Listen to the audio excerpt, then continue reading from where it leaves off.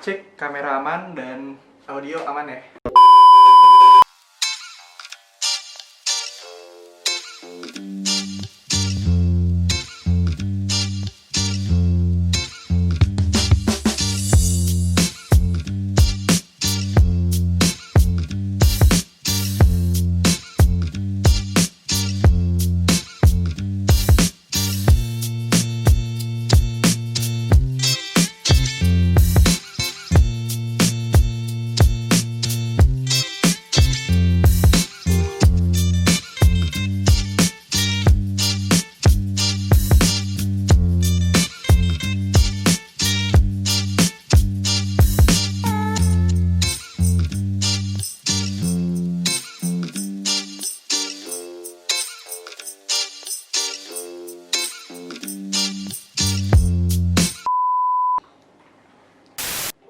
Oke semuanya, balik lagi sama gue Rifki di channel Rifki Aldrian. Sabi banget nih.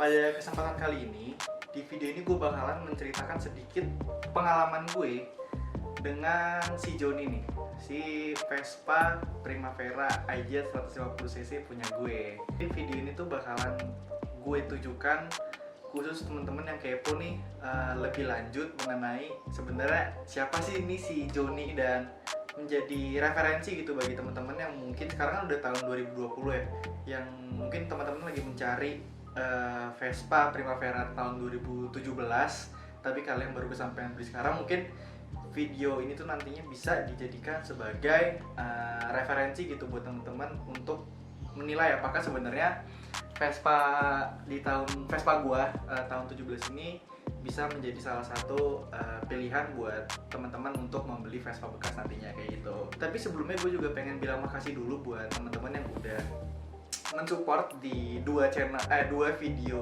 gue sebelumnya, dan terima kasih juga yang udah subscribe, yang udah like, yang udah komen.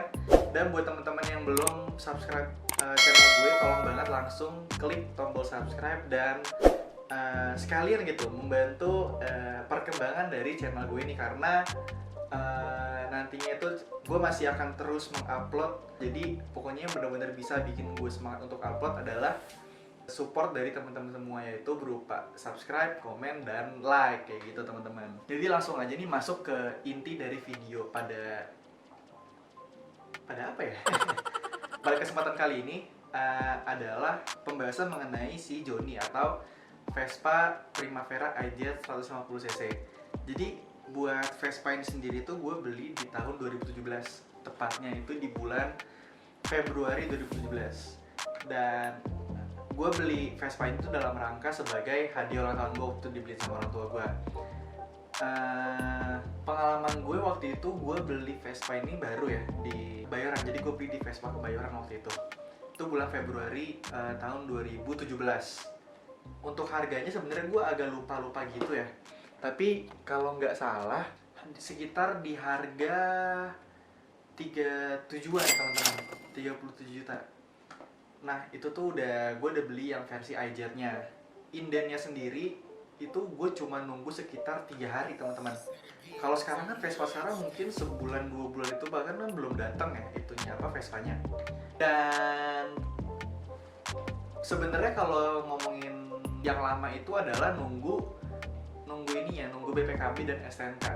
Gue nunggu sekitar 3 bulan lebih teman-teman. Jadi gue dapet Vespa itu di bulan Februari akhir atau Maret awal, dan gue baru dapat surat-surat resminya itu di sekitar bulan Juni. Dan itu lama banget, jadi gue bener-bener harus nahan diri, dan ya gue nggak bisa kemana-mana gitu selain yang muter-muter komplek gue doang. Nah terusnya gue mungkin akan membahas sedikit tentang kesan gue kali ya.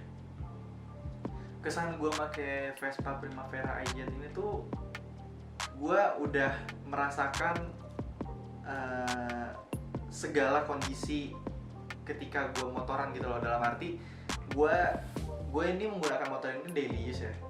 Kayak gue sehari-hari ke sekolah dulu, ke kampus gue kebetulan di Depok ya, di UI, dan rumah gue di Pondok Kelapa. Dan itu enak sih, tapi ya itu tetap akan ada penyakit dari si Vespa ini yang mungkin ntar akan gue jelasin ke depannya. Nah tapi overall buat kesan dari pemakaian Vespa gue ini ya, gue jatuh cinta gitu ibaratnya. Kayak jujur ini adalah motor pertama gue dalam hidup gue, dan gue baru bisa naik motor itu menggunakan si Vespa gue ini. Jadi ibaratnya ada semacam ikatan emosional gitu loh antara gue dan motor gue ini. Jadi kayak ya gue nggak tahu, gue sayang aja gitu, dan gue mungkin gak pengen untuk menjual motor ini dalam masa yang akan datang gitu loh. Terus tadi kan gue nyebut penyakit ya. Jadi selama 3 tahun pemakaian gue memakai Vespa gue ini, ada beberapa penyakit yang gak tahu apakah ini cuma gue doang yang ngerasain atau teman-teman pengguna Vespa lain tuh merasakan gitu. Jadi untuk yang pertama itu adalah penyakit di bagian CVT nih. Gue gak tahu ini termasuk CVT apa enggak, cuma emang kalau dibongkar ini ya masalahnya itu ada di bagian CVT. Jadi motor gue itu ketika ditarik dari RPM rendah atau kondisi stop and go, itu motor gue itu suka mengeluarkan bunyi dari situ kayak cicit gitu. Nah waktu itu gue udah sempet nanya ke mekanik di bengkel resmi Vespa ya. Terus mereka bilang bahwa itu adalah permasalahan di bearing gue. Dan kebetulan waktu itu gue gantinya dengan bearing dari Yamaha, bukan dari Vespa, karena Vespa lagi kosong waktu itu. Tapi katanya sama aja gitu, nggak ada bedanya. Nah cuma akhirnya gue ganti dengan harga paling cuma 35.000 gitu ya. Untuk 2 bulan pertama itu oke, udah nggak ada bunyi-bunyi lagi gitu. Tapi somehow ada lagi gitu. Gue bingung. Jadi sebenarnya penyakitnya apakah emang gue bawanya terlalu ugal dalam arti gue kebanyakan stop and go gitu atau gimana, cuma penyakitnya tuh muncul lagi. Dan sampai saat ini tuh belum gue benerin lagi karena aneh gitu, setiap gue servis hilang. Gue nggak harus ganti bearing tapi hilang sendiri, tapi tiba-tiba ada lagi gitu. Gue nggak ngerti, dan itu mungkin akan gue konsultasikan kali ya buat di video kedepannya sama mekanik yang udah ngerti sama masalah begituan gitu. Yang kedua itu penyakitnya adalah di tombol mode. Jadi masalah kelistrikan atau kabel kali, gue nggak ngerti deh ini, tapi gue tuh nggak bisa mencet mode yang ada di ini speedometer kita gitu. Dan itu benar-benar ini sih semacam ngeganggu gitu, apalagi kita pengen ngelihat kilometer kita udah berapa, tapi kita pengen tahu nih range atau trip kita tuh. Misalkan gue kan suka nolin trip ya kalau misalkan gue isi bensin. Nah itu tuh gue jadi agak susah gitu karena gue harus neken sampai jempol gue tuh kadang sakit sendiri bro, kayak gitu. Jadi mungkin ini harus gue tanya lagi kali ya buat mengenai masalah persaklaran duniawi ini tuh harus gue tanya lagi. Nah terus yang ketiga itu adalah di masalah look sih teman-teman, atau di body kali bisa dibilang gitu. Jadi karena motor gue ngambilnya gue warna putih, entah kenapa jadi jelek aja gitu loh di kakinya, terutama di senderan kakinya. Karena kan ya namanya juga orang jalan-jalan kan pasti sepatu kotor ya, sendal kotor segala macam, tapi jadi apa ya, semacam ngerusak estetika dari motor gue itu sendiri. Karena jadi motor gue tuh terkesan dekil gitu loh, padahal kan dari depannya oke gitu loh, tapi ketika lo ngelihat kakinya nih itu malah jadi banyak baret halus gitu loh. Jadi itu bener-bener sangat ya bisa dibilang nggak ngerusak tapi ganggu aja gitu loh buat mengenai permasalahan estetika dari motor gue itu sendiri. Terus selanjutnya itu gue pengen ngomongin mengenai perubahan yang udah gue lakukan. Mungkin gue udah sempat menyinggung gitu di awal channel ini terbentuk, kayak apa aja perubahan yang udah gue bentuk.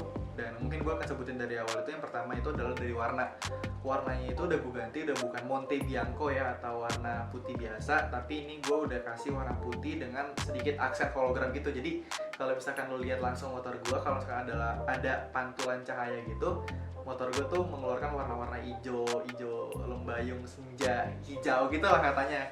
Dan itu lucu banget sih, dan enaknya adalah gue nggak harus ganti STNK kalau misalkan gue ganti warna putih juga kayak gitu. Terus perubahan yang gue lakukan juga adalah stang dan spion bar end yang harusnya di bar end tapi ditaruh di tempat biasa yang aneh banget.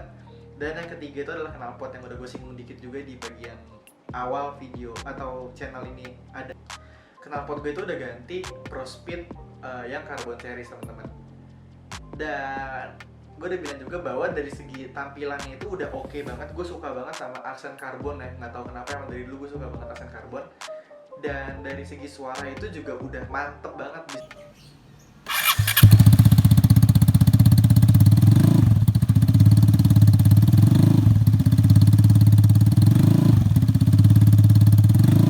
Buat sebuah knalpot lokal kenal gitu ya, itu gue suka banget sama suaranya gitu, gahar-gahar, lucu, ngebas gimana gitu. Nah, terus mungkin pertanyaan umum gitu, kalau misalkan kalian ganti knalpot, apakah ganti knalpot itu bikin bensin irit atau enggak? Jawabannya kalau dari gue sendiri relatif iya. Kenapa? Karena gue udah nge-track, kan gue tadi gue bilang ya kalau gue suka ngenolin trip kalau misalkan gue habis isi bensin full. Nah itu tuh berasa banget beda ya teman-teman. Jadi untuk full tank ya, full tank kalau misalkan gue belum ganti knalpot, itu gue bisa mencapai 230 km atau sekitar 27 km per liter. Itu untuk kapasitas 8 liter bensin ya. Dan kalau misalkan gue menggunakan knalpot baru ini, gue itu hanya mencatat sekitar 23 km per liter dari 8 liter juga. Sebenarnya ada perbedaan yang cukup signifikan antara penggunaan knalpot ini, knalpot racing dan knalpot standar kayak gitu. Nah itu sedikit tentang perubahan yang udah gue lakukan. Nah ini bagian yang menarik nih. Jadi di video gue kedepannya itu gue nantinya akan pengen ada semacam project nih buat si Joni ini. Jadi sebenarnya video ini tuh merupakan tonggak awal dari project Joni ini. Kan tadi gue udah kenalin nih semacam basicnya dari si Joni ini. Nah kedepannya di project Joni ini tuh gue bakalan melakukan perubahan-perubahan lagi gitu yang lebih advance buat motor gue. Kayak misalkan nanti gue akan ganti suspensi, terus gue mungkin akan ganti aksen karbon yang tadi gue bilang gue suka banget, dan pokoknya masih banyak banget part atau bagian yang bisa gue ubah di motor gue. Jadi ya itu lagi, ini adalah awal dari perjalanan yang mungkin akan cukup panjang ke depannya gitu teman-teman. Dan lagi-lagi gue pengen mengingatkan ke kalian buat terus dukung channel ini dengan cara mensubscribe dan juga nge-like semua video yang udah gue upload, serta kalian bisa banget ngasih komen tentang apa yang kira-kira itu bisa gue kasih gitu ke kalian, atau apa yang kira-kira harus gue lakukan supaya teman-teman itu bisa tetap stay di channel gue ini kayak gitu. Mungkin itu aja sih sebenarnya yang bisa gue berikan dalam video kali ini. Semoga video ini tuh benar-benar bisa bermanfaat bagi kalian yang mungkin lagi bingung apakah harus nyari motor atau Primavera yang sekarang mungkin harganya udah menembus 40-an juta. Ya kayak itu gokil banget sih, emang nilai dari pasar Vespa itu gokil banget. Apakah Vespa di tahun gue ini masih worth it untuk kalian beli? Itu kalian bisa nilai sendiri, dan ini adalah referensi dari gue kayak gitu. Sekaligus buat mengenal lebih jauh tentang si Joni ini nih, asik. Jadi sih teman-teman, paling itu aja yang bisa gue kasih, dan see you di video selanjutnya, serta stay safe buat kalian yang pengen beraktivitas atau segala macam. Pokoknya tetap stay safe dan dadah.